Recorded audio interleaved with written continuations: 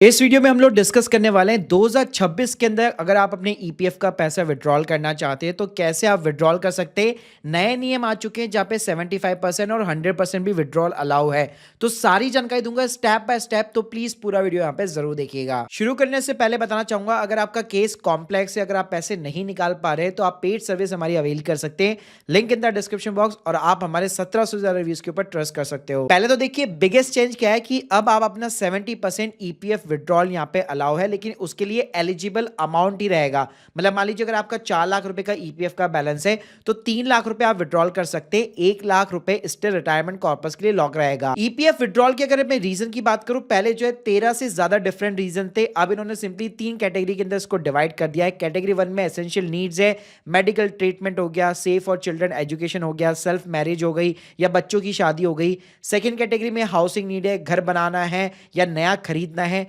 तीसरी कैटेगरी के अंदर स्पेशल सर्कमस्टांसेस है, जहां पे बढ़िया बात है कि अब आपको जस्टिफिकेशन देने की जरूरत नहीं है, जैसे अनएम्प्लॉयमेंट का केस हो गया, नेचुरल क्लैमिटीज वगैरह हो गई, इमरजेंसी सिचुएशंस हो गई। और 100% विड्रॉल का जो आप लोगों ने सुना होगा वो एलिजिबल अमाउंट का है, यानी एलिजिबल अमाउंट तो 75% ही है, लेकिन जो एलिजिबल अमाउंट है उसको आप 100% विड्रॉल कर सकते हो। प्लस यहाँ पे यूनिफॉर्म जो सर्विस पीरियड है वो भी 1 साल का हो चुका है, 1 साल के बाद में ही आप यहाँ पे विड्रॉल कर सकते हैं, 5 साल 7 साल वेट करने की जरूरत नहीं है। प्लस जो लिमिट्स भी ना, फ्रीक्वेंसी है कि कितनी बार आप पैसे निकाल सकते हो।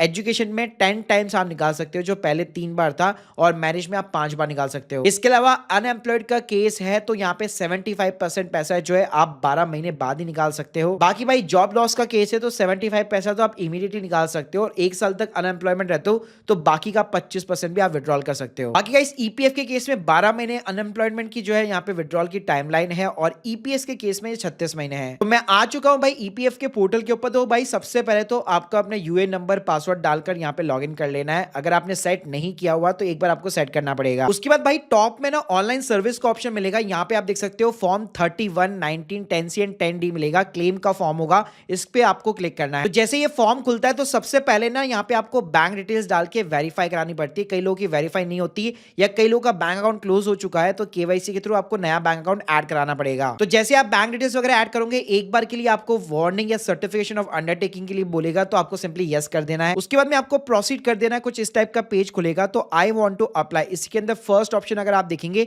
तो आपको ना पीएफ विड्रॉल आप देख सकते हैं, फॉर्म नंबर 19 आपको देखने को मिल जाएगा। फिर उसके बाद में यहाँ पे आपको एक फॉर्म 15G अपलोड करना है, अगर आपको टीडीएस नहीं कटवाना है तो। अभी 15G होता क्या है, मैंने इसके ऊपर एक सेपरेट वीडियो ऑलरेडी क्रिएट किया हुआ है, लिंक दे दूंगा आपको डिस्क्रिप्शन बॉक्स में। तो यार 1 MB के नीचे का फॉर्म 15G का पीडीएफ अपलोड कर दो, और अपना यहाँ पे एड्रेस डाल दो और नीचे कंफर्म कर दो। बस उसके बाद में क्या है, अपना आधार बेस्ड ओटीपी डालो और वैलिडेट ओटीपी और सबमिट बटन पे क्लिक कर दो। तो आप देख सकते हो आपकी ओटीपी वेरीफाई हो जाएगी, और आपका जो विड्रॉल का क्लेम का जो फॉर्म होगा वो यहाँ पे सबमिट हो जाएगा। उसके बाद में यार ऊपर ही ऑनलाइन सर्विस में जाओगे, ट्रैक क्लेम स्टेटस, तो यहाँ पे जो हम लोगों ने एप्लीकेशन फाइल की होगी आपको उसका स्टेटस दिखा देगा। तो गाइस ये था पूरा यहाँ पे ईपीएफ का विड्रॉल प्रोसेस। दिखने में इजी लग रहा है, लेकिन कई लोगों के लिए सिचुएशन यहाँ पे कॉम्प्लेक्स हो जाती है, उस केस में आप पीएफ कंसल्टेंट के यहाँ पे मदद ले सकते हैं। बाकी अगर आप लोग के कोई भी डाउट्स है कमेंट बॉक्स में जरूर बताइए। प्लस अगर आपका टीडीएस भी कटा हुआ है उसके ऊपर भी आप रिफंड क्लेम कर सकते हो आईटीआर फाइलिंग के थ्रू, तो उसकी भी सर्विस आप एक टैक्स एक्सपर्ट से ले सकते हो। Thank you guys, thank you very much.